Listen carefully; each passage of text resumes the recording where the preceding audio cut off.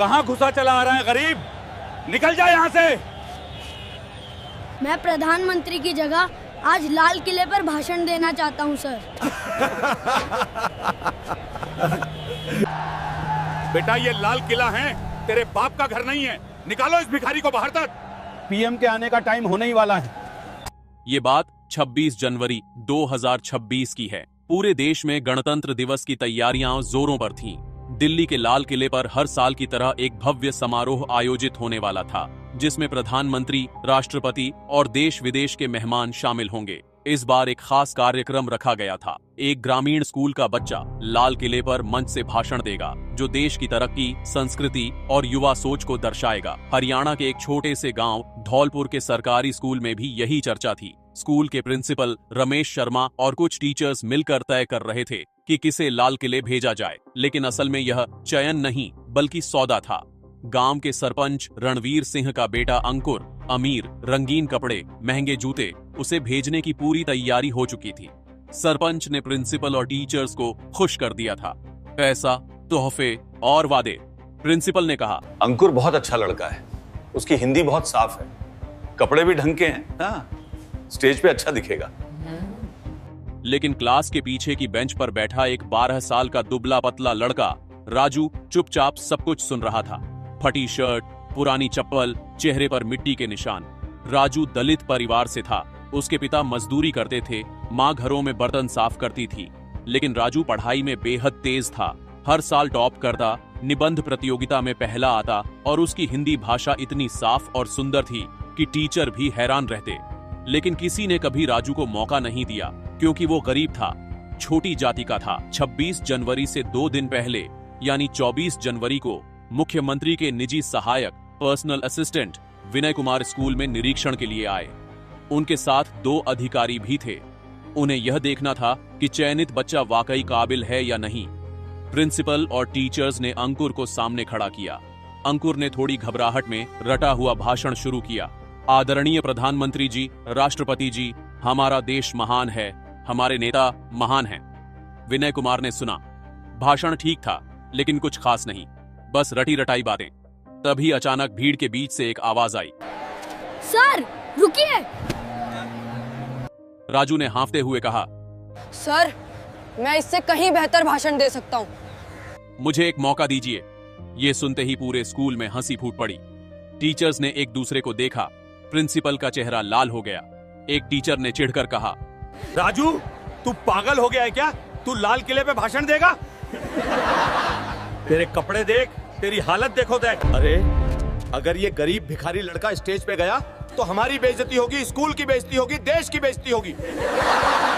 अरे अगर ये गरीब भिखारी लड़का स्टेज पे गया तो हमारी बेइज्जती होगी, स्कूल की बेइज्जती होगी, देश की बेइज्जती होगी। इस लड़के को बाहर निकालो, ये हमारा मजाक उड़ा रहा है।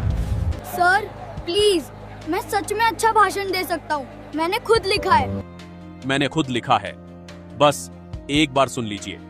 विनय कुमार ने राजू को ध्यान से देखा। उनके मन में कुछ हलचल हुई। ये लड़का इतनी बेइज्जती के बाद भी अपनी बात पर अड़ा है, शायद इसमें कुछ खास है। उन्होंने हाथ उठाकर सबको चुप कराया। रुकिए, मैं इस लड़के की बात सुनना चाहता हूं। प्रिंसिपल ने विरोध करने की कोशिश की।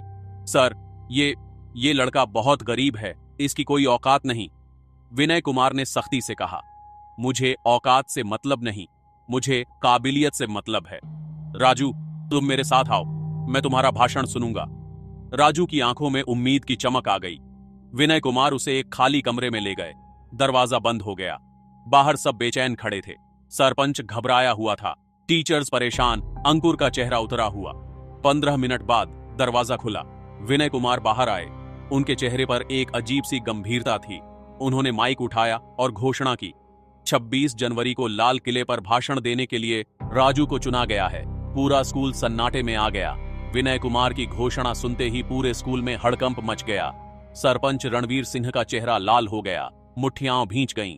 प्रिंसिपल और टीचर्स सकते में खड़े रह गए। अंकुर के मुंह से बोल ही नहीं निकल रहे थे। सरपंच ने गुस्से में कहा, ये क्या मजाक है? हमने इतना इंतजाम किया, इतने पैसे खर्च किए और आप इस भिखारी लड़के को चुन रहे हैं? विनय कुमार ने शांत लेकिन सख्त आवाज में जवाब दिया, सरपंच साहब, मुझे पैसों से मतलब नहीं, मुझे सिर्फ उस भाषण से मतलब है जो देश के सामने जाएगा, और मैंने राजू का भाषण सुना है, वो असली है, सच्चा है और दिल से लिखा गया है, इसलिए फैसला हो चुका है। एक टीचर ने हिम्मत करके पूछा, सर लेकिन इस लड़के ने आखिर ऐसा क्या लिखा है जो आपको इतना पसंद आया? विनय कुमार ने मुस्कुराते हुए कहा, वो आप 26 जनवरी को सुनेंगे, पूरा देश सुनेगा। अभी मैं सिर्फ इतना कह सकता हूँ, ये भाषण सिर्फ तारीफों का नहीं है, ये भाषण सच का आईना है। सबके मन में सवाल उठ रहे थे, आखिर इस गरीब लड़के ने क्या लिख दिया? लेकिन किसी को जवाब नहीं मिला। सरपंच का षड्यंत्र और राजू की चिंता उस रात। सरपंच ने प्रिंसिपल और कुछ टीचर्स को अपने घर बुलाया। गुस्से में बोला, ये राजू हमारी इज्जत मिट्टी में मिला देगा, इसे किसी भी तरह रोकना होगा। एक टीचर ने कहा, सरपंच जी, अब तो फैसला हो चुका है, हम कुछ कर नहीं सकते। सरपंच ने व्यंग्य से कहा, कुछ नहीं कर सकते? चलो कम से कम इसे परेशान तो कर सकते हैं ना। स्कूल में इसका मजाक उड़ाओ, बाकी बच्चों को कहो इससे बात मत करो, इसका आत्मविश्वास तोड़ दो। अगर ये डर कर खुद पीछे हट गया तो फिर अंकुर को मौका मिल जाएगा। अगले 2 दिन राजू के लिए बहुत मुश्किल थे। स्कूल में बाकी बच्चे उससे दूर रहने लगे, कुछ उसका मजाक उड़ाते, अरे भिखारी, लाल किले पर क्या बोलेगा, भीख दे दो, तेरे कपड़े देखकर लोग हंसेंगे, पीएम भी हंसेंगे। कुछ टीचर्स भी उसे नजरअंदाज करने लगे, लेकिन राजू ने हार नहीं मानी। रात को अपने छोटे से घर में मिट्टी के तेल की लालटेन की रोशनी में वह अपना भाषण बार बार पढ़ता, अभ्यास करता। उसकी मां ने एक दिन पूछा, बेटा तू इतना परेशान क्यों दिख रहा है? राजू ने कहा, अम्मा, लोग कह रहे हैं कि मैं गरीब हूँ, छोटी जाति का हूँ, इसलिए मुझे मौका नहीं मिलना चाहिए। लेकिन अम्मा, मैं सिर्फ अपनी बात कहना चाहता हूँ, सच कहना चाहता हूँ। मां ने उसके सिर पर हाथ फेरा, बेटा जो सच बोलता है उसे हमेशा मुश्किलें आती हैं, लेकिन अंत में सच ही जीतता है। तू डर मत, तू हमारे जैसे लाखों गरीबों की आवाज है। राजू की आंखों में नया जोश भर गया। 26 जनवरी की सुबह दिल्ली की यात्रा। 26 जनवरी की सुबह राजू को एक सरकारी गाड़ी में बिठाकर दिल्ली ले जाया गया। साथ में प्रिंसिपल और एक टीचर भी थे। दोनों चुपचाप बैठे थे, लेकिन मन ही मन परेशान। जब गाड़ी लाल किले के पास पहुंची तो राजू की सांसें तेज हो गईं।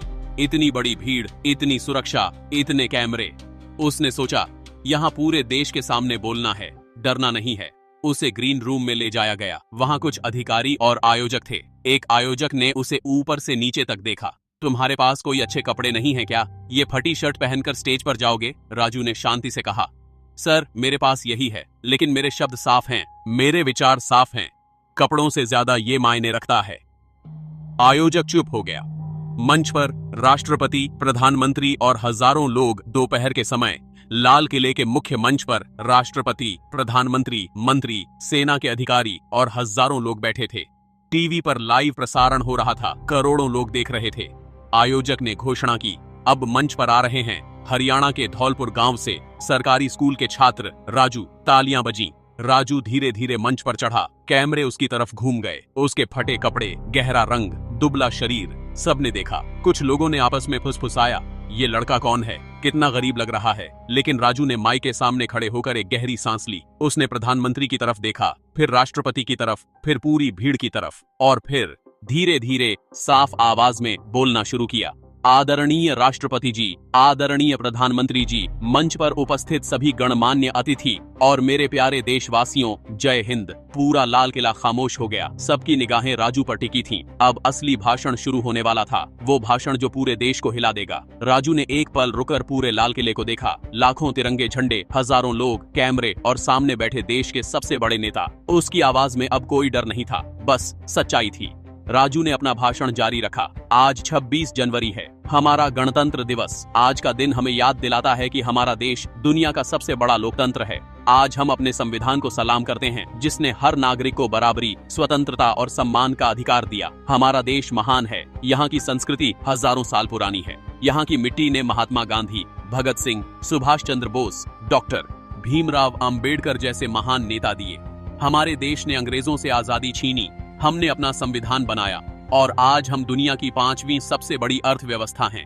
हमारे नेता मेहनत कर रहे हैं, सड़कें बन रही हैं, स्कूल खुल रहे हैं, अस्पताल बन रहे हैं, गरीबों के लिए योजनाएं चल रही हैं। Digital India, make in India, skill India, हर तरफ विकास हो रहा है। मैं अपने देश पर, अपने नेताओं पर गर्व करता हूँ। यहाँ तक सब कुछ सामान्य था। लोग खुश होकर तालियां बजा रहे थे। प्रधानमंत्री भी मुस्कुरा रहे थे। लेकिन अब राजू की आवाज में एक अलग ही गंभीरता आ गई। लेकिन आदरणीय नेताओं, मैं आज यहां सिर्फ तारीफ करने नहीं आया हूं, मैं यहां सच बोलने आया हूं। हमारा संविधान कहता है सब बराबर हैं, लेकिन क्या सच में ऐसा है? मैं एक छोटे से गांव से आता हूं, मेरा परिवार दलित है, मेरे पिता मजदूरी करते हैं, मेरी माँ बर्तन साफ करती है। मैं अपनी क्लास में हमेशा टॉप करता हूं, निबंध प्रतियोगिताओं में पहला आता हूं। लेकिन जब मैंने कहा कि मैं लाल किले पर भाषण देना चाहता हूं, तो सबने मुझ पर हंसा। मेरे स्कूल के प्रिंसिपल और टीचर्स ने सरपंच के बेटे को चुना था क्योंकि उसके पास पैसा था। मुझसे कहा गया, तू गरीब है, भिखारी है, तेरी औकात नहीं। मुझसे कहा गया, अगर तू स्टेज पर गया तो देश की बेइज्जती होगी। क्यों? क्योंकि मेरे कपड़े फटे हैं, क्योंकि मेरी जाति छोटी है। पूरे लाल किले में सन्नाटा छा गया। कैमरे राजू पर फोकस हो गए। प्रधानमंत्री की मुस्कान गंभीर हो गई। राजू ने आगे कहा, मैं अपने देश से प्यार करता हूं, लेकिन मुझे दर्द होता है जब मैं देखता हूं कि भेदभाव आज भी जिंदा है। हमारे संविधान निर्माता डॉक्टर भीमराव अंबेडकर दलित थे और उन्होंने इतना बड़ा संविधान लिखा। हमारे पूर्व राष्ट्रपति के आर नारायणन रामनाथ कोविंद दलित समुदाय से थे और उन्होंने देश को गर्व दिया। हमारे कई मंत्री, IAS अधिकारी, डॉक्टर, इंजीनियर छोटी जातियों से हैं। तो फिर गांवों में, स्कूलों में, दफ्तरों में आज भी गरीबों को, दलितों को क्यों नीचा दिखाया जाता है? आज भी कई गांवों में दलित बच्चे अलग बैठकर खाना खाते हैं। आज भी नौकरियों में जाति देखी जाती है। आज भी अमीर के बच्चे को हर मौका मिलता है, गरीब के बच्चे को सिर्फ सपने मिलते हैं। हमारा देश तब महान बनेगा जब हर बच्चे को बराबर मौका मिले, चाहे वो किसी भी जाति का हो, किसी भी धर्म का हो, गरीब हो या अमीर। मैं आज यहां सिर्फ इसलिए खड़ा हूं क्योंकि एक ईमानदार अधिकारी ने मुझे मौका दिया। अगर वो भी मेरे कपड़े देखकर हंस देते तो आज मैं यहां नहीं होता। तो मेरा देश से, अपने नेताओं से, अपने समाज से एक ही निवेदन है, गरीबों को, दलितों को, पिछड़ों को मौका दीजिए, उन्हें सम्मान दीजिए, उनकी काबिलियत देखिए, उनके कपड़े नहीं। जय हिंद, जय भारत, जय संविधान। राजू ने हाथ जोड़े और माइक से पीछे हटा। कुछ सेकंड के लिए पूरा सन्नाटा रहा। फिर अचानक प्रधानमंत्री खड़े हो गए और जोर से तालियां बजाने लगे। उन्हें देखकर राष्ट्रपति भी खड़े हुए। फिर मंत्री, फिर सेना के अधिकारी, फिर पूरी भीड़, सब खड़े होकर तालियां बजाने लगे। करोड़ों टीवी देखने वाले लोगों की आंखों में आंसू थे। प्रधानमंत्री मंच पर आए, राजू के कंधे पर हाथ रखा। बेटा, तुमने आज वो कहा जो कहना जरूरी था। तुमने सच का आईना दिखाया। मैं वादा करता हूं, हम इस भेदभाव को खत्म करने के लिए और सख्त कदम उठाएंगे। तुम्हारी आवाज पूरे देश तक पहुंच गई है। राष्ट्रपति ने राजू को एक विशेष सम्मान पत्र और अवार्ड दिया। उस दिन के बाद राजू की कहानी हर अखबार में छपी, हर न्यूज चैनल पर दिखाई गई। सोशल मीडिया पर उसके भाषण के वीडियो वायरल हो गए। लाखों लोगों ने कहा, ये है असली भारत की आवाज। सरपंच, प्रिंसिपल और टीचर्स सब शर्मिंदा थे। सरकार ने उस स्कूल की जांच करवाई और भेदभाव करने वालों पर कार्रवाई हुई। और राजू, उसे पूरे देश से स्कॉलरशिप के ऑफर आए। एक बड़े स्कूल ने उसे मुफ्त में पढ़ाने का मौका दिया, लेकिन राजू ने कहा, मैं अपने गांव के स्कूल में ही पढ़ूंगा, क्योंकि असली बदलाव गांवों से ही आएगा। दोस्तों, यह कहानी यही खत्म होती है। एक गरीब, भिखारी समझे जाने वाले लड़के ने साबित कर दिया कि असली ताकत सच बोलने में है, दिखावे में नहीं। अगर इस कहानी ने आपको प्रेरित किया हो, अगर आपको लगता है कि हर बच्चे को बराबर मौका मिलना चाहिए, अगर राजू के साहस और भाषण ने आपके दिल को छुआ, तो इस वीडियो को एक लाइक जरूर करें और कमेंट में लिखें, जय संविधान, जय बराबरी। इस कहानी को अपने दोस्तों और परिवार के साथ शेयर करें, ताकि यह संदेश दूर तक पहुंचे कि भेदभाव गलत है और हर इंसान को सम्मान मिलना चाहिए। और हाँ, ऐसी ही दिल को छू लेने वाली, प्रेरणादायक और समाज को झकझोरने वाली कहानियों के लिए हमारे चैनल को सब्सक्राइब और फॉलो करना बिल्कुल मत भूलना। अगली कहानी में फिर मिलेंगे, एक नया सबक, एक नई सच्चाई और एक नया जीवन का पाठ लेकर। तब तक के लिए सच्चे रहिए, निडर रहिए, इंसानियत बनाए रखिए।